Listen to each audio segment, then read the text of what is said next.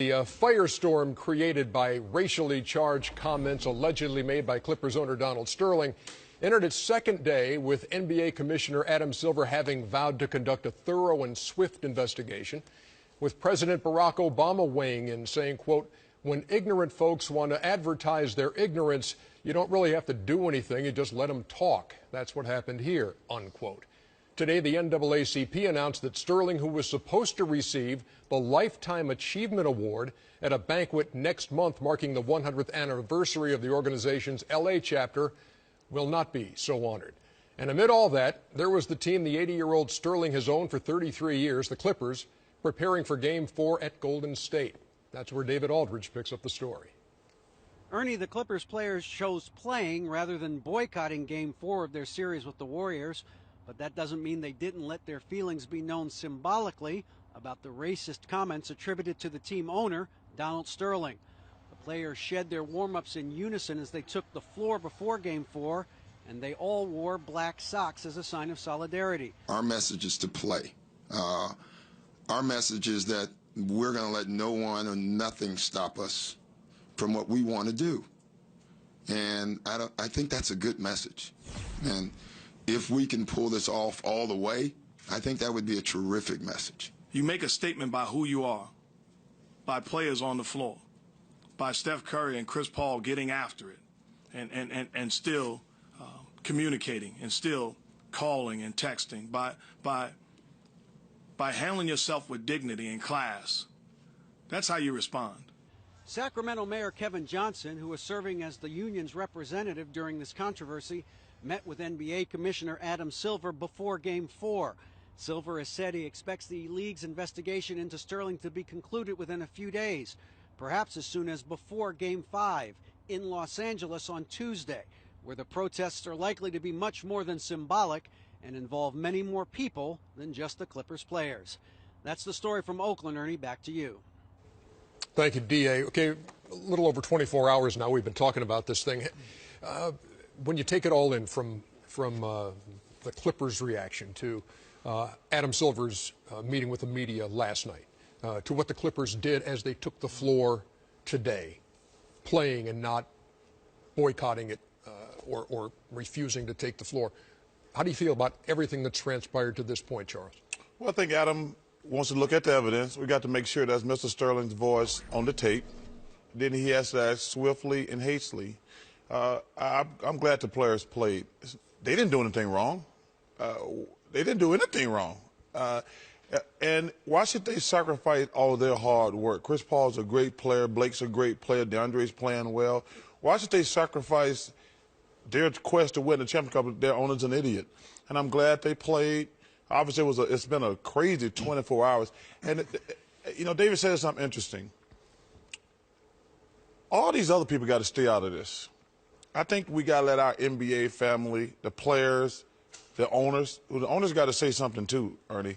The owners got to say, and it can't be Michael Jordan. I heard people say, well, the owners got to say something. Well, Michael Jordan's the owner. Michael Jordan is the owner, but we need some of these white owners who make a lot of their money off black players to say something too. They got to condemn those statements. That's the right thing to do.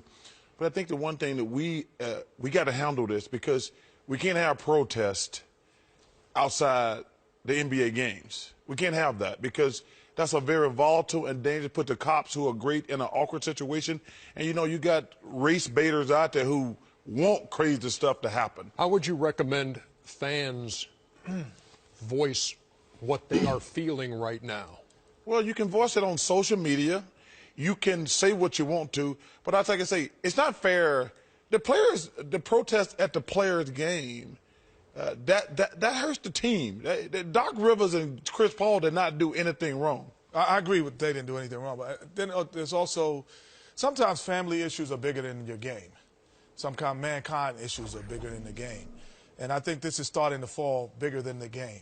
So in terms of protests, I think there are a lot of different ways. If you want to, I disagree on this point, Charles. I just think that if you want to protest in any manner that you want, as long as it's peaceful and positive, I don't think that you have right not to do that. I think you can be outside of the arena protesting if you want to, as long as you're doing it in a peaceful manner. Because, like I said yesterday, you know, to me, racism is a refuge for ignorance, and he showed his ignorance by doing that.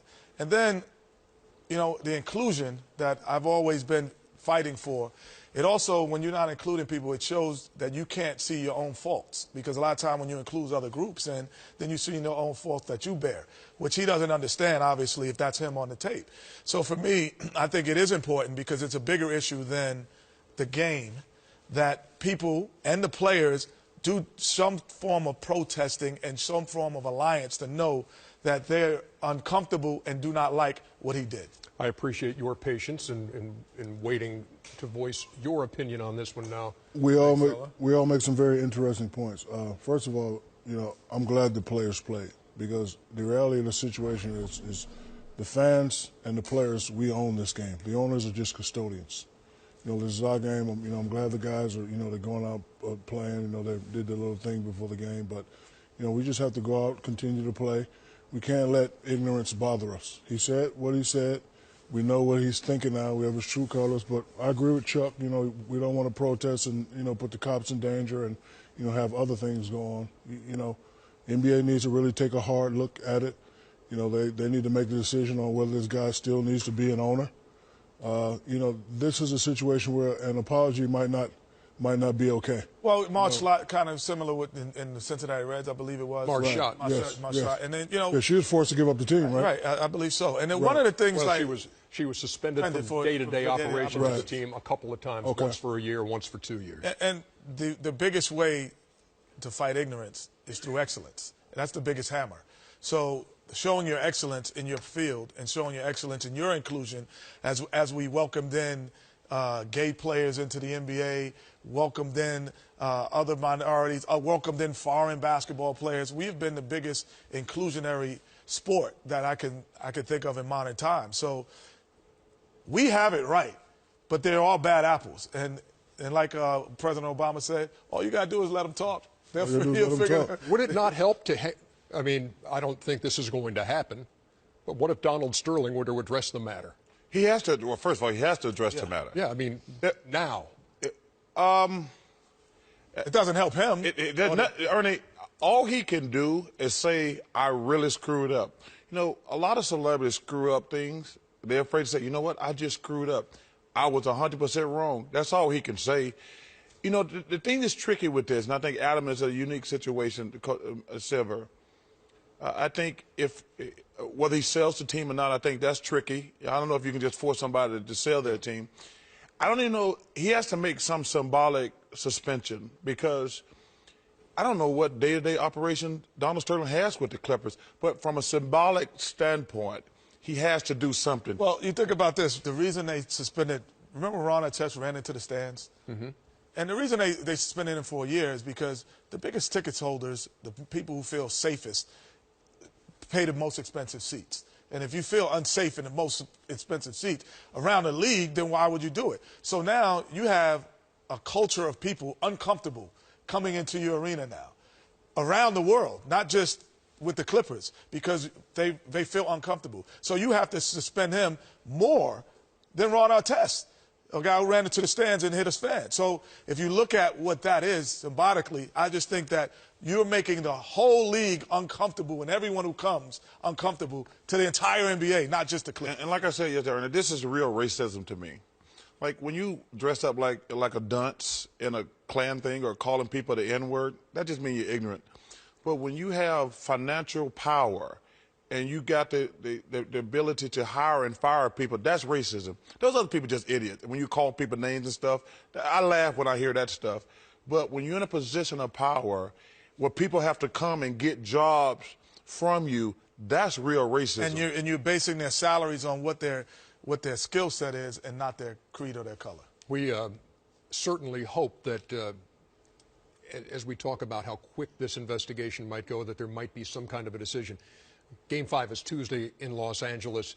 You would hope that there would be some resolution before then. It's possible there could be if the investigation by Adam Silver the quicker the better. Complete. Oh, without question. Yeah. Meantime, with that kind of a backdrop, you play Game 4. And here is the... this is a great thing by the Clippers right here. Yeah, it's showing they don't play for the Clippers. They play for themselves.